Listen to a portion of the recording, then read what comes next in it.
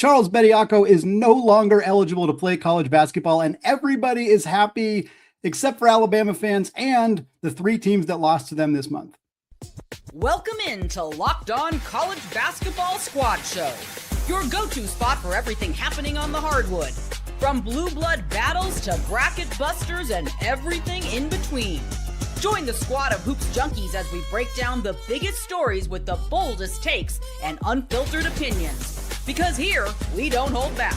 It's the College Basketball Squad Show on the Locked On Podcast Network. Your team every day.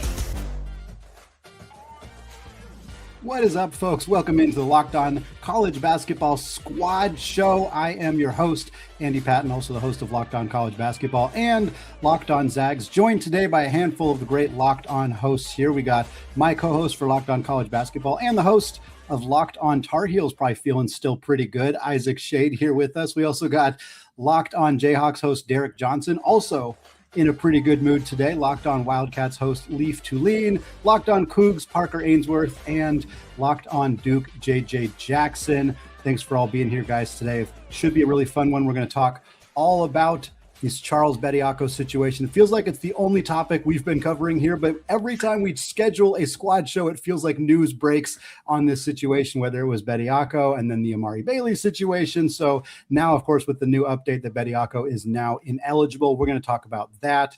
We're going to talk about some of the games that happened here on Monday night as we're recording this live. Also, some of the games coming up this week as well. I want to remind you all that today's episode is brought to you by Mazda. Mazda puts the same drive into every detail. Wins define the moment, but putting in the work, that's what defines you. Stay tuned for highlights in this week's Moving the Game Forward segment. There's more to a Mazda because there's more to you.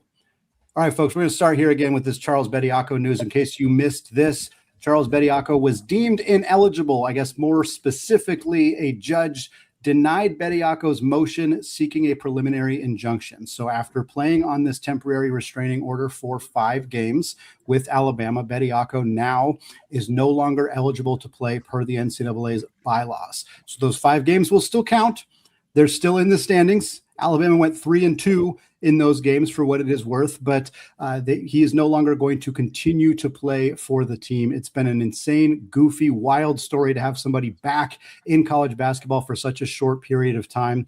Guys, reaction to this, I know we kind of were waiting for, it felt like half a day of waiting, like when are we going to actually get the announcement about this situation? But there was kind of some rumblings that it was going to go in this direction. Anybody surprised? Anybody thought that Bediako was going to keep getting a chance to play for the rest of the year? I did, only insofar as the NCAA always loses everything in court. But right. I think the thought was the responsible thing to do is exactly what happened. And so I am pleasantly shocked at the result of this thing. And I think that's the good news. Obviously, there's a lot of questions that I'm sure we'll get to about the ramifications of this in terms of legal precedent, in terms of how does the selection committee handle those 5 games, both for Alabama and the teams they played? There's just a lot around it. Anyway, I think I am pleasantly surprised at this result, and with no shade towards Bediako or Alabama. I just think for the good of the sport, this is what had to happen. Shouldn't those games be forfeited, though? Like, in the spirit of, maybe this is just spurned KU fan who, like, in 2018 with Silvio De Sousa playing for getting like $2,000. They ended up having to vacate the Final Four that year. They ended up having to vacate the Big 12 championship, which extended their Big 12 championship streak from 13 straight to 14 straight at the time. And, at the end of the day, like, I don't really care that much, in the same way that, like, I still acknowledge Louisville won the 2013 national championship. Like, I was there. Are they going to refund my Final Four tickets that I had to watch Villanova slaughter me for? If so, then I will say they didn't that year, but, like, they're not going to do that. So I just think that if people are getting penalized in the past for playing ineligible players, like, could you imagine if they did that to Alabama and all of a sudden now they're 13-10 and they're kind of a bubble team? Well, only 13-10 if the committee did it like you're saying, or if they did it like the way you're saying you actually do it, though, Derek, right? They'd probably have trouble with that.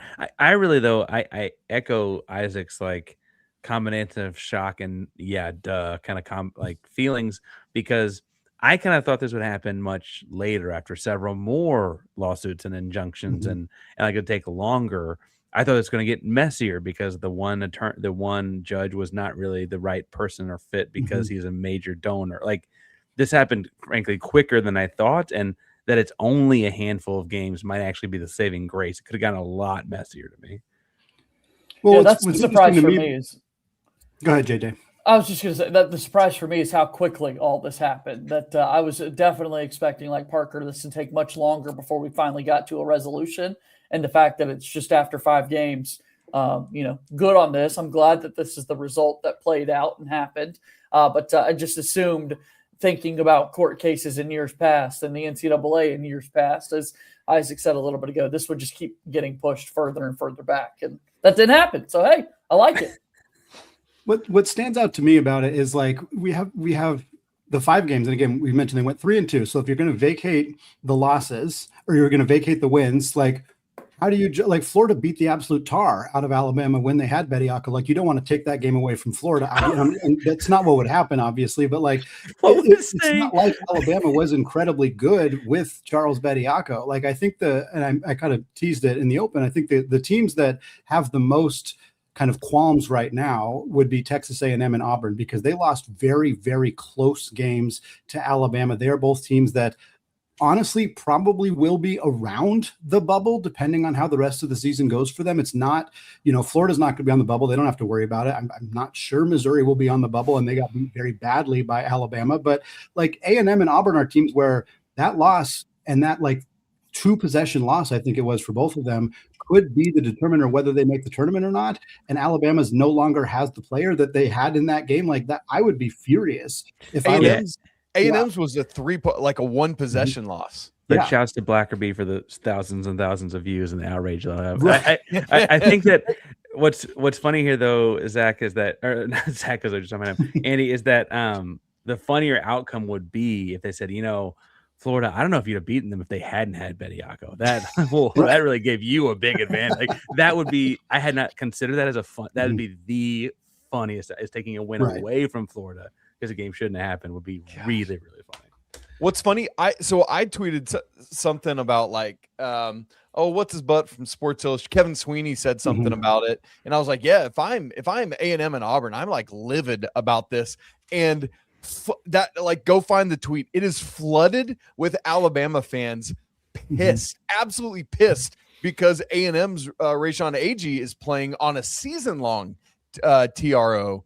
As Bediako's was just like a couple games. So they're like, well, so what? A&M and Agee and all that stuff. And it's like, oh, fine, whatever. I would be hearing the exact same things had Gonzaga lost to Alabama, because Grant Foster is also playing on a season-long TRO. So like, yeah, but there's an obvious difference in those things, and I think that's what. Thank you, Andy. Yes. Yeah, that's what stands out to me is like, and to mention Kevin Sweeney again, I guess we'll give him a couple shout outs on the show.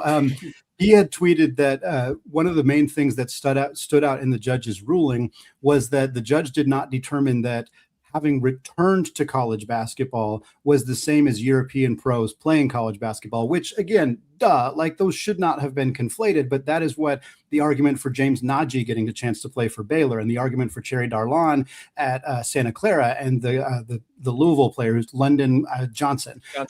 Those guys, the argument was basically, well, we're letting Euro guys who are, under 23 play college basketball. The G League is a similar league to European leagues. And like, I don't love that argument, but I do get it from a legal perspective. But returning to college basketball is a whole different animal. And I'm glad that the judge determined, like, yes, this is not the same, and these things are not compatible. And hopefully that kind of puts an end to this, at least for now, until somebody tries it again 1, 2, 5, 10 years from now.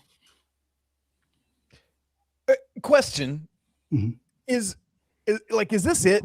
Can there be more appeals? Like I just feel like there's always no end to legal capability of how many times you can redo stuff. Has anybody, like, I haven't read far enough to know, like, if the decision that was handed down on Monday is like, that's it and done, and we will not see Charles Bediako playing for Bama again this year. I think JJ's got the college shirt on, so he's probably close thing to a lawyer in the group. He may know, but I think honestly the trick here is that, like, it's probably not dead until Bediako decides it is. Kind of the inverse, right? Like in an unprecedented situation, who's to say he couldn't keep pushing up to the Supreme Court ultimately, right? And like really making a real. It's just a timing thing. Can you imagine? Yeah. They went to the Supreme.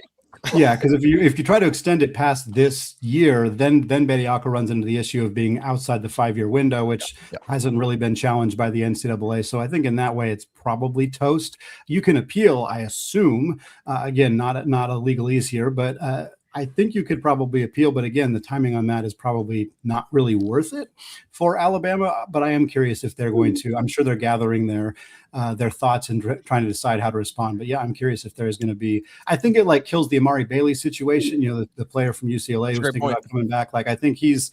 You know, I mean, maybe he's going to try to figure out another like wrinkle wraparound, but he doesn't really have any different arguments than Bediako's. So I think it's going to kill it for now. But again, until there are strong guidelines either from Congress or the NCAA somehow makes this happen where it's firm, they're going to continue to be challenged in court. And they got to win today, but they're not going to win every time. We know that. JJ. Yeah, that's what I was thinking about, just the Bediako of it all. And again, as an Auburn alum, didn't really love how the game went this past weekend in that respect. But like, is this guy showing up to class still? Like, is he going to try to keep playing this on, or what is his next move now that this college basketball door has been slammed shut in his face once again? Yeah. Well, let's talk about some of these games, folks. We just came off of the Monday night games. Big Monday fully delivered. It wasn't a close game in the ACC matchup, but boy, it was a fun game. And then we got a fantastic one in the Big 12. Arizona goes down. The number 1 team takes their first loss of the season, and it happened without Kansas playing their leading scorer, Darryn Peterson. We're going to talk about all of that, what it means for those two teams, all that coming up here in just a second. But first, folks, today's episode is brought to you by Mazda. This is Mazda's moving the game forward for those who show there's more to the score than what's on the screen. Another game, not part of Big Monday, but we had St. John's Xavier on Monday night. Rick versus Richard versus his son. St. John's got a little bit of a scare in this one, won in overtime at the Madison Square Garden. But it's always fun to see the family reunion here. Nice kind of moment between the two coaches after the game. Rick was quite proud of his son, but not proud enough to let him get a W at the Madison Square Garden. Always fun to see those moments. And that kind of reminds us what it really takes to raise the bar. It's that extra work that goes in off the court. It's dialing in every detail, that extra fire, that grit, that never quit attitude. And Mazda put that same passion into every model. Highlights make the reel, but what it took to get there, that's what makes it count. And there's more to a Mazda because there's more to you. Today's episode is also brought to you by Wayfair. Folks, spring cleaning is almost here, and it is the perfect time to reset your routine and refresh your space. If you're spending more time at home, you might as well love the way it looks and feels. And that's why you should turn to Wayfair. It's a one-stop shop for getting your home back on track. From bedding and mattresses to storage solutions for every room, Wayfair makes it easy to start the year fresh. And Wayfair has everything that you need for a full home refresh all in one place. Whether you're updating your living room, organizing your room, or upgrading your work from home setup. Wayfair's huge selection makes it easy to find exactly what works for your style and for your budget. We're doing some touch-ups in our place right now. Some of you might be able to tell in the background here. And Wayfair is going to be instrumental in helping to redesign this space for our family. Shopping is easy, delivery is smooth, and everything arrives exactly as expected, which honestly made getting back into a routine feel a lot more manageable. So get organized, get refreshed, and get back on track for way less. Head to wayfair.com right now to shop all things home. That's wayfair.com. Wayfair, every style, every home. All right, folks, I want to thank all of you for making Locked On College Basketball Squad Show your first listen or watch of the day. Those of you hanging out with us live as well, thank you all for helping to make Locked On the #1 sports podcasting network.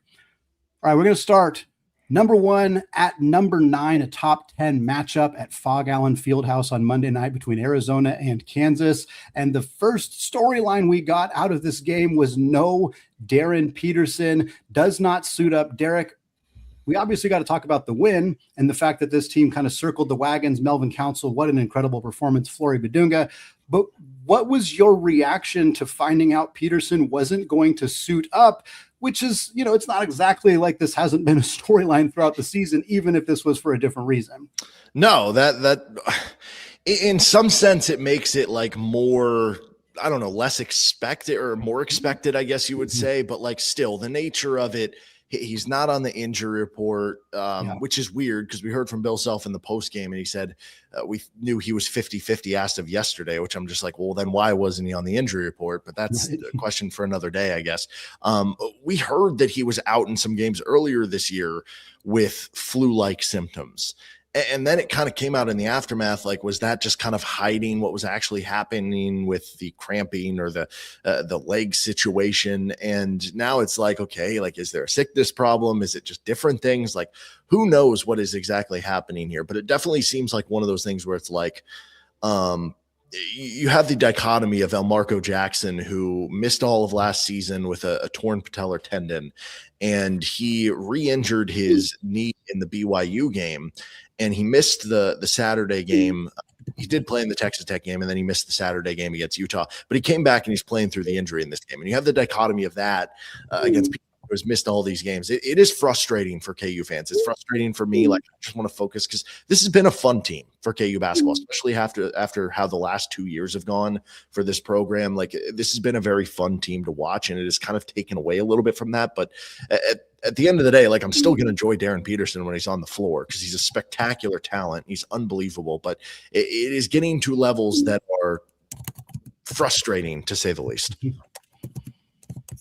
Yeah, I mean, that's what stands out to me is that this has just been such an ongoing story for Kansas this year. The playing in the first half of games, not playing in the second half of games, missing full games, and you know, the late kind of announcements on some of it. But it's certainly notable, and I'm not going to make the argument, and I doubt Derek or anybody else is going to make this argument that Kansas is better without Darryn Peterson, but gosh, they've won some of their best games without him on the floor. This win, obviously, over the number one team in the country, and yes, it was at home. That helps. They beat Tennessee back in Las Vegas without Darryn Peterson as well. Their other best win, at least according to the KenPom rankings, is Iowa State, and Peterson did play in that game, although it wasn't exactly one of his strongest performances. So I don't think that that's Darryn Peterson is hurting the team. That's a ridiculous, I think, sentiment, but it's very impressive what somebody like, again, Melvin Council in particular, what he's able to do on short notice. If this truly was hey, he found out right before the game that, you know, he was going to take on a much bigger role offensively without Darryn Peterson, that just strikes me as something that, is really impressive for this team to be able to do. But Leaf, I kind of toss to you a little bit. I wonder if there's an element of like, I don't think this was the intention for Kansas, but if there's an element of like, Tommy and Arizona not being fully prepared because they were caught off guard by the fact that a lot of their game plan defensively probably came around defending Peterson and expecting him to play the role that, you know, Council ended up playing. Do you think that played into this at all? Well, I do think that the scouting report obviously changes, and you got to, you know, panic and 15 minutes before the game change who's guarding whom and some of the coverages. But I don't think it actually cost them an opportunity to win. Like, Darryn Peterson was out. Like, that's the real deal story, is like the guy who can score 40 any given night didn't play. What I do think it changed the pace of the game. Kansas plays with the 199th fastest tempo in college basketball in all their games, and I'd bet that pretty confidently it's slower with Peterson than that. Yes. And what Kansas did was they raced up and down the floor, and Arizona has no problems against speedy teams.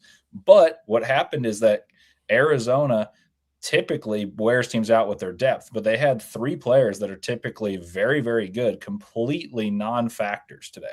And so essentially Mo Krivas was the best player on the floor for the first 25 minutes of this game, was just exhausted in the second half. That's when Flory Badunga woke up. And Flory was great, and I don't mean that as a slight, but the fact that Koa Pete and Jaden Bradley, both of whom will be all Big Ten, went 4 of 19 combined. And Tobe Awaka, the best rebounder in the country, was awful. I think had a lot to do with the pace of the game.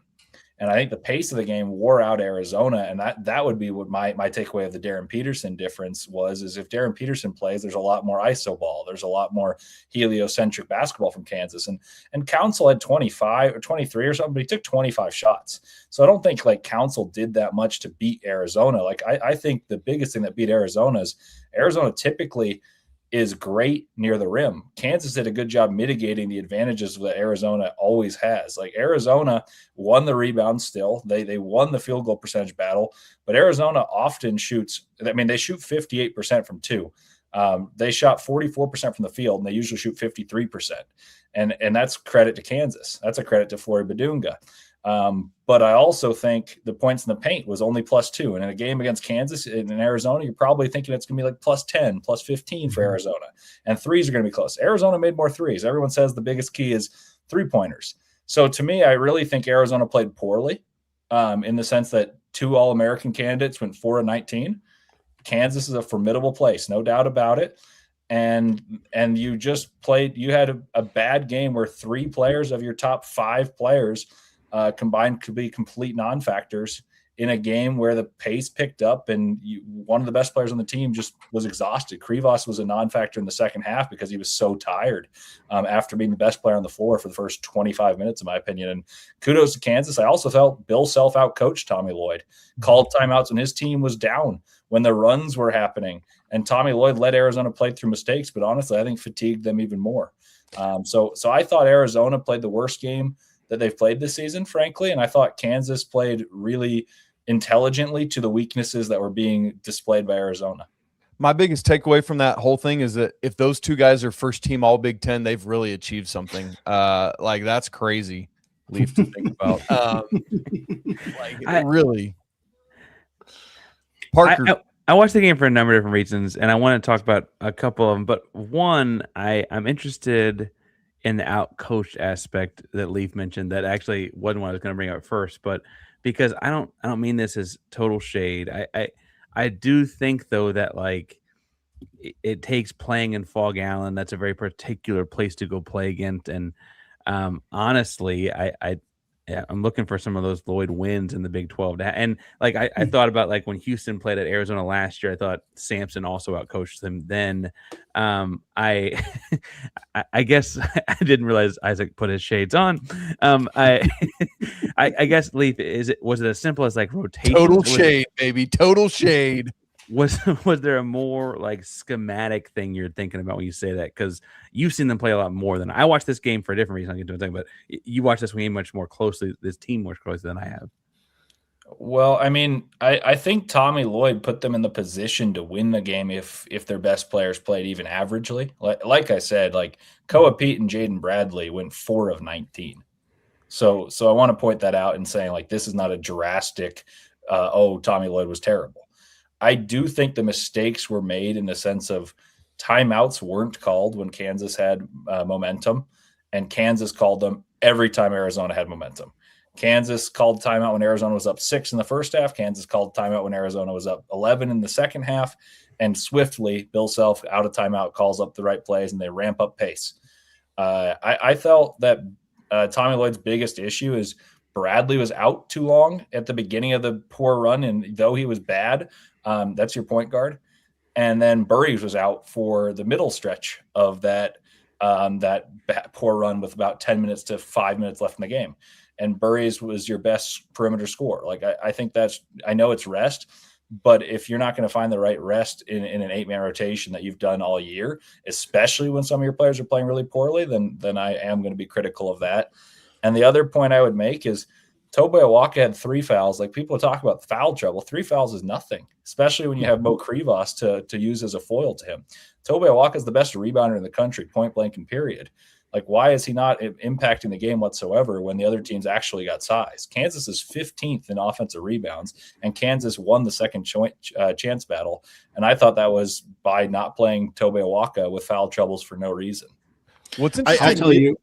Well, what I think is crazy too of this game and everything you're talking about with Arizona being worn out is KU basically played a 6-man rotation. They only played 8 guys. Paul Mbia played 2 minutes. Cole Rosario was in there for a cup of coffee. It was really a 6-man rotation, and Trey White struggled. Trey White's been one of KU's best players. He goes 1 of 6 from the floor. And like you said, Melvin Council, 25 shots to get to the 23. It felt like with Council to me, every shot he made was an important shot. And so it felt like a bigger 6 of 25 than it probably was. But that's just what it would. And we were talking about this off air before. Like, I mean, I certainly thought the way that Arizona was going to lose the game this year was the other team was going to get hot from 3 and that they were just going to, Arizona wasn't going to take as many and it was going to be a math problem. But KU got outshot by Arizona from 3 in this game. And that just kind of blows my mind. One of the interesting things to me here is it felt like similar to like Duke in the ACC. Now that Arizona, it's felt like Arizona is far and away above everyone else. But with this result, Arizona's just a half game up on Houston, a game up on Kansas, a game and a half on Iowa State, Texas Tech a little further back. But I feel like this really brings the Big 12 play. It brings the Big 12 top of it into play. And man, we got a lot of basketball left, fellas, before this thing wraps up. Gonna be really interesting. Yeah, it's that was what I was going to say too, is like the Big 12, like it gets bunched up really, really fast at this point. And I want to get into kind of which of those teams are how we're feeling about them being legitimate contenders this year, which ones maybe we're not as confident about. But before we do that, I do really want to talk about Mikel Brown and the performance that he had in the first game of the Big Monday. It was Louisville, NC State, and Isaac and I, when we previewed this game, we kind of thought, maybe NC State will be ranked, maybe they'll be in that conversation. Louisville was 24, NC State stayed unranked, and that's going to continue to be the case because Louisville beat the absolute pants off of them in this game, scored 118 points against NC State, and 45 of those points came from Mikel Brown. And for those of you who are following like NBA draft or following this freshman class, it feels like every time we're always talking about the big three. We're talking about Caleb Wilson and Kingston Flemings and Keaton Wagler. And then the guys that kind of dipped down a little bit have been surging. Nate Oats has been surging for Tennessee. And now Mikel Brown, who everybody's been criticizing his 3-point shooting, he goes out and knocks down 10 of them, resets the ACC freshman scoring record set by Cooper Flagg last year. Just an incredible performance and a reminder, hey, I'm still here and I can still do this. It was quite a showing from him. It was one of those games where you want to refresh the final score and make sure your eyes are actually reading what you're seeing, to score that many points in a conference game. My word. But it just goes to show the type of player that Brown is. And, in a couple of the big games, the first one against Duke, he wasn't able to go for Louisville. And then in the second one, did not play that well at all. Dame Sarr kind of had him locked up for the majority of the night. But NC State's been riding a lot of momentum, and they got absolutely humbled in a game like this, going on the road in conference play. So shouts to this freshman class, man, and Mikel Brown Jr. saying, talk about me a little bit more when you've got a big Monday performance like that. On a night that KU had a big win, I just want to throw in there that Melvin Council held Mikel Brown to 2 of 15 in an exhibition game. So what's funny to me about this game is poor Ryan Conwell drops 31 and is an absolute footnote, right? Like on 10 of 14. 10 of 14. The funny thing is, the final score of this basketball game was NC State 77, Mikel Brown and Ryan Conwell 76. Like that was the final score of this game. How about this? Louisville scores 118 and only 2 players got into double figures. Like that is insanity, dudes. Crazy. But here's the big picture thing about Louisville, y'all. I was hanging out on Locked On ACC with Dono and KG earlier today, and one of the things I said to them was Louisville and we didn't know that it would be this, but I said any given night Louisville can do exactly what they did tonight. You just cross your fingers that you're not the team that gets bombed on, and unfortunately for NC State tonight, they were that, and now the ACC is wondering if they need to retroactively take Quadir Copeland's Player of the Week award back because good grief. I'm not buying that Shade or JJ are saying, woe is me about NC State at all. You're enjoying this way more than you're letting both of you are. It's beautiful. It's beautiful. Shade wants to take back Copeland's ACC Player of the Week award. He's clearly enjoying this, as he should be. Let's talk about. We need a segment called "Throw in Shade." Let's go. That sounds like a whole podcast. We've been doing this for 3 years, and we haven't thought of throwing shade. I'm a little disappointed in us. What are we doing? We suck at podcasting, apparently. I don't know. Guys, 4 of the top 5 teams in the college basketball went down in the last 4 days, which is kind of insane in a season where we've been talking about, there's so much dominance at the top, and yet we saw Arizona go down about an hour ago. We saw Duke go down. We saw Illinois go down. We saw UConn go down. Like we have seen the top teams crumble. And what I want to talk about now is which of those teams are legit contenders, which of those teams maybe we're actually pretenders. And we're going to get into that to close out the show coming up here in just a second. But first, folks, tax season, it just doesn't have to take over your life. This year, TurboTax is making it easier than ever to just hand things off and move on with your day. With TurboTax's full service, you can have your taxes done for you by a trusted local expert start to finish without all the stress or guesswork. And instead of spending hours trying to figure out forms, you can meet with the local TurboTax expert in person or connect online. And they handle everything from W-2s to self-employment forms and work to get you every deduction. You can upload your documents, go about your day, and get updates right in the TurboTax app. It's a huge time saver and gives you real peace of mind knowing an expert is handling it all for you. And for a limited time, you can have your taxes done by a local TurboTax expert for just $150 all in. If a TurboTax expert didn't file for you last year, just make sure you file by February 28th. Take taxes off your plate and get back to your life. Visit turbotax.com/local to book your appointment today. All right, folks, closing out the show, continuing the conversation here, we got to talk about some of these top 5 teams, because again, that's one of the biggest storylines that we have heard time and time again during the season is like there's this clear kind of delineation at the top of college basketball. And I know Isaac and I talked about it recently because and I think this is where we start. One of the teams that wasn't in that conversation that we thought, well, maybe this is a team that belongs in that conversation was the Houston Cougars. And Houston, again, we'll talk about the teams that lost, but Houston, one of the teams that did not lose. I swear. Did not lose. They went to the Marriott Center, got a win over BYU, which if we had more time, I'd want to talk about the fact that BYU hasn't really beaten anybody good this year, but I don't know if we'll get to that yet.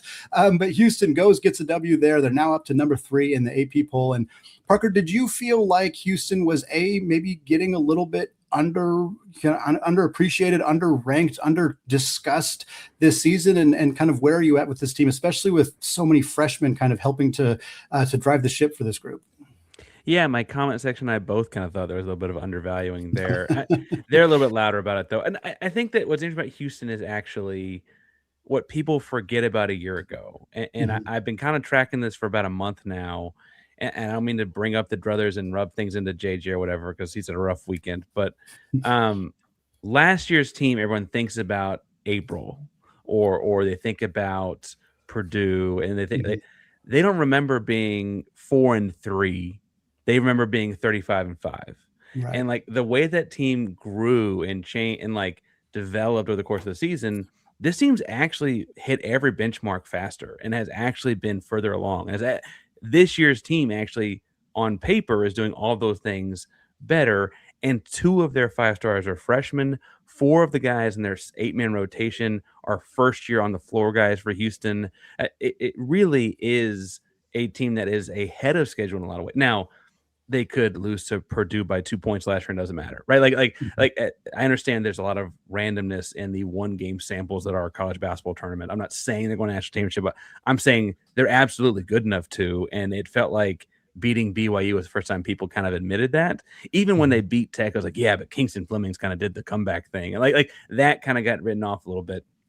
And I think that, obviously the Big 12 was a gauntlet. We play both guys on the screen right here in the span of like 6 days. It's going to be crazy to see it all play out.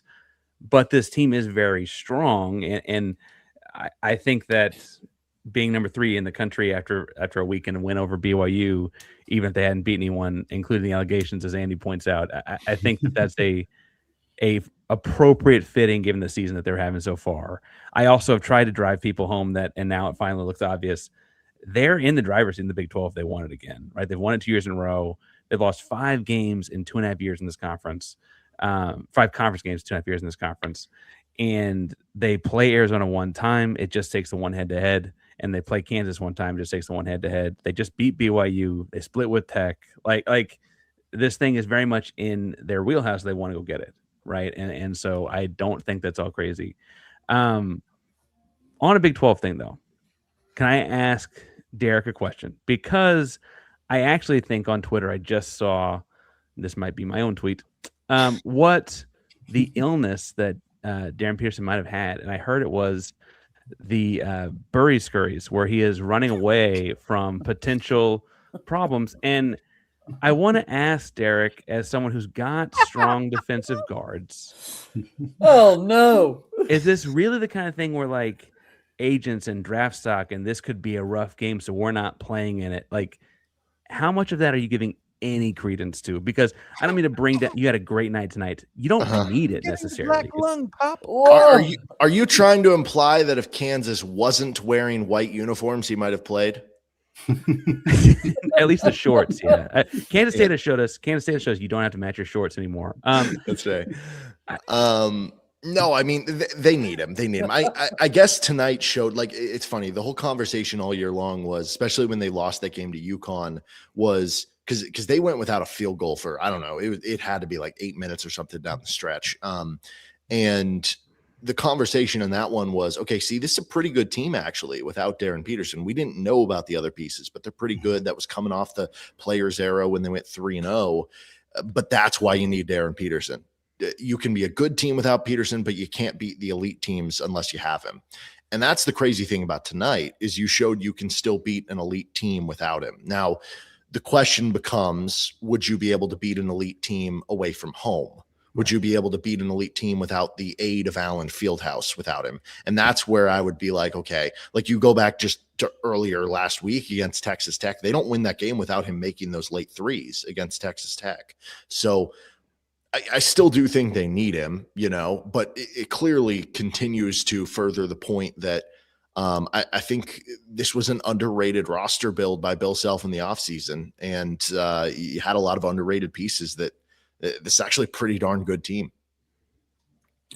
I feel like Darryn Peterson, it's maybe he's playing checkers, or he's playing chess whenever he's playing checkers. And he's like, I want everybody to know that this team, my team, is good without me. So I'm going to sit out the tough games. They're going to prove it. And then I'm going to join the team for the easier games and just dominate in those games. And it's been working for him. Like you said, he did win the Texas Tech game for him. I was covering that game. I was watching it. But he took like 18 and a half minutes of the second half pretty much off before he hit those 2 threes at the end of the game and said, okay, now which like was cold blooded. Like the fact that he was able to do that was extremely impressive. But it does lead kind of into that conversation, Derek, and you did touch on it already. Like Kansas is a legit team at this point, a legit contender. I mean, a 5-loss team, they've been very good. I think Bill Self's going to start to get some serious love for Coach of the Year, which is not a conversation I thought we'd be having, but he's been fantastic. He's made the adjustments like Leaf talked about. And this team looks, in a league that's so deep and so good, they look very, very legit. Like they could be a team that's in that Elite Eight, Final Four, a national championship contention, I think, depending on what happens with Peterson. But I'm fully on board with where this team can get from a ceiling perspective. I do think you give Coach. I mean, obviously the Houston guys are like, just teams that are really good every year, like the Samson Cougs or whatever, right? There's got to be something to know about, and I don't mean to keep digging at it, where like you're winning with kind of two different teams. Like you're kind of coaching two different teams, and they're both frankly pretty good. Now, one I think is better than the other, but both teams are pretty good, and he's coaching the both of them, and that has to weigh for or account for something. Now, if he loses a handful of conference games, I don't know if you can give it to the guy who comes in fourth, and the Big 12 is the kind of guy where good teams and coaches are going to come in fourth, right? So there's some of that too. Let's talk Arizona. We'll go back. I swear we don't only want to talk Big 12, but the main question I have at this point about Arizona is, fair enough. The main question I have about Arizona is, should they still be number one? I mean, obviously we don't know the rest of the results this week, and certainly if Michigan loses and things like that, it changes. But like, there's an argument that Arizona is still the number one team in the country, even after losing this game. I mean, it's a 4-point loss. It's on the road. It's against a very good, top 10 Kansas team. There's no requirement. You don't even have to keep selling it. Yes, of course they're still the number one team. It's dumb to think. They're still why do we do this? Why? Like, I can understand, like, at some point the losses do have to matter, but like we go into the season and we'll drop a team for losing their first game, and it's like, did you expect them to be undefeated? Because we haven't seen that in 40 years, So why are we going to drop it? Like, I'm cool giving a team a pass for their first loss. Yeah, I'd rather lose to Kansas at Kansas than lose at home to Wisconsin. Yes, right. I mean, I don't think it's particularly close. In the case of Parker, like they have 2 losses, and I would be comfortable saying like, okay, Houston and Michigan can duke it out for 2, more comfortable than Michigan usurping Arizona for losing to Kansas at Kansas. Like, I think that if Houston had just 1 loss, I think they have a better case than Michigan, because Michigan's been like on the ropes against some poor teams. Against TCU, speaking of Big 12, against TCU. I mean, TCU against Wake Forest, against Penn State. Like, I mean, I'm not. I said this at the beginning, a little bit on air, and then before. But to me, the biggest accomplishment for Arizona is I really thought they played pretty poorly for the first half, and they were shooting over 50% from the field. Mhm. And I mentioned how poorly two of their best players, like their presumptive best two players preseason. If I asked any of you guys who are the best two players on this team, it would be Pete and Bradley. Those guys went 4-19. I don't think the team played pretty well or very well at all. And I wrote that in my notes. And I said this in my postcast. And they were up and they were shooting 50 plus from the field. And then they shot like 35% in the second half and still had every chance to win the game at Kansas in a bad game where three of their players combined to score like 12 points. And they scored 78 at Kansas when Kansas played inspired. Flory was unbelievable. And yes, no, Darryn Peterson kind of like puts like a slap in the face to Arizona. But I do think it changed the tenor of the game, which actually wore Arizona out in a unique way. And so if you're going to penalize the team for losing at Kansas, which every team that's been ranked higher than Kansas at Kansas has lost, I don't see the point of the ranking system. I'm not even like saying that to protect Arizona's brand. I don't really care if they fall to 2. But I think it would be a stupid like reason for the justice for Michigan. Like I just don't see any like basis behind it. JJ, Isaac, Duke, North Carolina, what do you guys think about your teams in terms of being like legitimate contenders? I know obviously Duke has been in that top 5 conversation throughout the year. Really good defensive front court. Some questions about the backcourt at times, and certainly like the development of Dame Sarr and some depth things. But JJ, I'll start with you. Kind of, I can't imagine we're overly concerned about a game that you led for 39.9 seconds or 39.9 minutes and then lost. I mean, it stings, but it's not exactly a resume breaker for Duke. You still feel like this team's, kind of right in that mix. JJ, can I ask it to you this way? I've been meaning to ask you this and I keep forgetting. I keep meaning to text you this. Okay. I feel like this Duke team is not like as talented as last year's Duke team. Not quite as good, but they're succeeding seemingly at a higher level. Why is that? It's so hard to figure out because the rest of the ACC is so much better too. Like exactly. all of these things don't necessarily compute. Do you agree with that? Do you agree with 100%. That? Like I think the talent from top to bottom on last year's squad is further along than this year's team, and yet this year's team has just been finding ways to win and whatnot. I think you look at the game against North Carolina, and clearly in the second half, the Tar Heels woke up, and Henry Vasar decided to use his frame and make an impact on the interior. It helped that, for somehow, some way, North Carolina committed just one single foul in the second half, and Duke shot 0 free throws, because that is something that we're used to seing in college basketball. It's so sad when the whistle doesn't go your way. It just, boo-hoo, that's how I was feeling.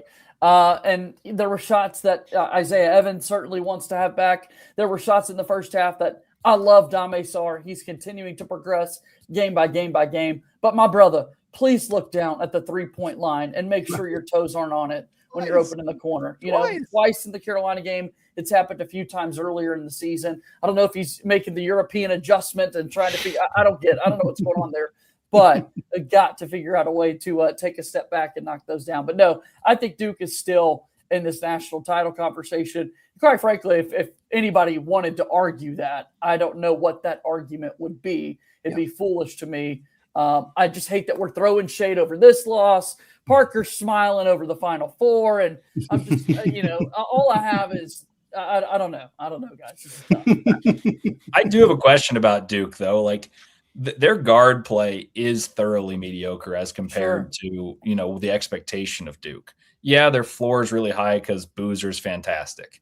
But is there a concern you run into a team that can mitigate his advantage on the interior, or should there not be as many fouls called that your guards aren't good enough? Because frankly, like, I don't think Caleb Foster's any good. I've said that for years. And if he plays well, I'll prove he can. I'll eat crow, but I just don't think he's that good. And I don't think Caden Boozer's that great either. And Evans is a spark plug type of guy, not like an uber consistent guy. Do you have any doubt about Duke's chances to make an Elite Eight, a Final Four?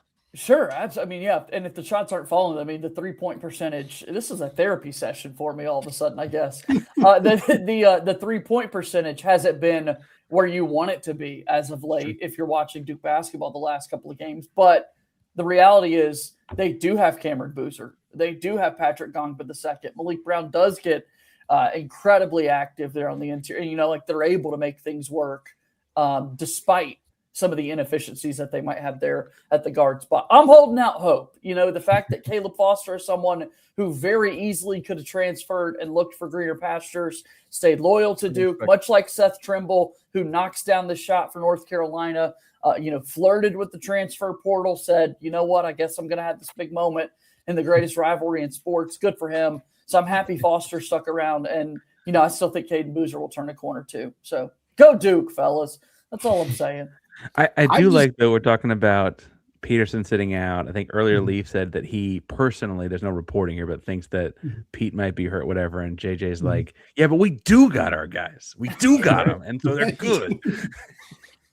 Well, I will use the injury excuse for my team because I've just been deflecting so you guys can all talk about the miserable losses you've had when my team lost to the 230th ranked team in the net on Wednesday for the first time in 14 years. But hey, our second leading scorer is hurt, and it doesn't sound like he's coming back anytime soon. So to answer the question for my team about Gonzaga, if they're contenders, not unless Braden Huff makes a miracle recovery from whatever the heck is hurting him on his left knee, because that was a really ugly game against a place I used to work, by the way, the Portland Pilots. So all my friends and coworkers were texting me, and I was like, yeah, this sucks. I am not happy that we lost this basketball game, but you know what? I'm glad that we managed to make it 45 minutes before, and I'm just going to end the show now so none of you can give me any crap about it. So folks, that's going to wrap it up for us today here on the Locked On College Basketball Squad Show.